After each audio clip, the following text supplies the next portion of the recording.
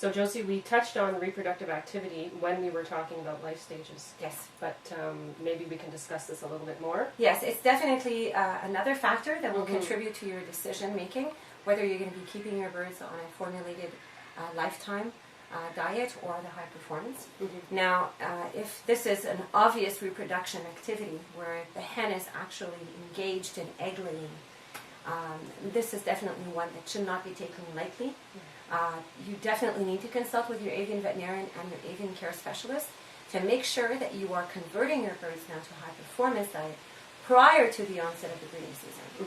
We don't like to be surprised with lovebird chronic egg layers that get converted back to a optimal diet just prior to or right after the first egg is laid.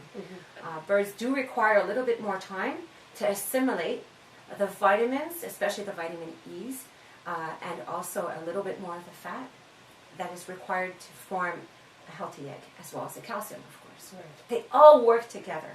And then we could even go into now the importance of adding lighting and everything else, but we don't want to get off topic. We're trying to highlight now the factors that will help you make this decision. But it can be more of a complicated issue when the birds are actually breeding. So let's talk about the natural stresses that can occur, such as molting. Yes. We would recommend high performance during this period. Ideally, we recommend high performance. And the reason for that is the same thing as for a fledgling age, especially pre-fledgling age, where the formation of the feathers require a lot of amino acids, require a lot of vitamin E. And this is very important. And people forget to recognize that feathers being constructed requires a healthy shaft, requires healthy barbules, or else we're going to have stress bars, or else we're going to have a feather that's going to be weak, or else we're going to have a feather that the bird has difficulty preening. And with these feathers, we usually have a very dull feather, and often this can lead to feather damaging behaviors because birds instinctively know that an unhealthy feather doesn't belong on their body. They want to get rid of it. They want to get rid of it. This is very crucial for breeders, and most breeders do recognize that and definitely keep and wean their birds on a high-performance diet to ensure that the feather structure is perfect. Now, once again, we want to make sure as well that the niacin and methionines, which are the amino acids responsible principally for the feather structure, are being assimilated and are being ingested. Therefore, even more important is if the bird is not being fed 100% of the Tropican, that the birds be kept on a high performance during these critical months. Also, some birds are prone to feather cysts, and the emerging feathers might have difficulty piercing through the skin.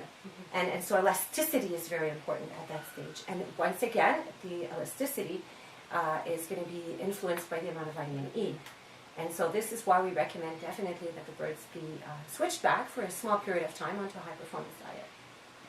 So the last factor that we're going to discuss to assess which formula we would use, high performance or lifetime, is housing and environmental conditions. Yes. And this is something that we can use our parrot profile with. Absolutely. We can fill this out, Yes. give it to our avian vet. And most of the time, the veterinarian will not be there to prove or disprove what you've written. So you must be very honest in what you write. Now, some people are a little bit embarrassed to say that their birds are kept in a smaller cage, yet these people have an exercise gym, they have a sleeping cage, they take their birds down on a harness and they exercise them.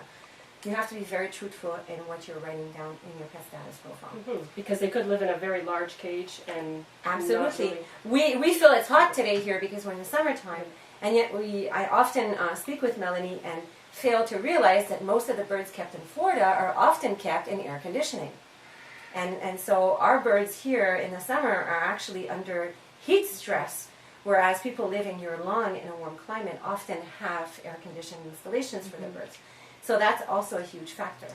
If birds are being housed in a flight with multiple flight mates and cage mates, that will definitely influence as well the caloric requirements and energy that they're expensing, because they're checking out, they have to be in tune, they have to make sure that they're looking at the other birds, and they have to fly away if incompatibility arises. So definitely, everything that's influencing the housing and the environmental conditions will definitely make an impact as to whether or not you can keep your birds on a high performance diet longer throughout the year, or you should be maintaining them on a lifetime formula.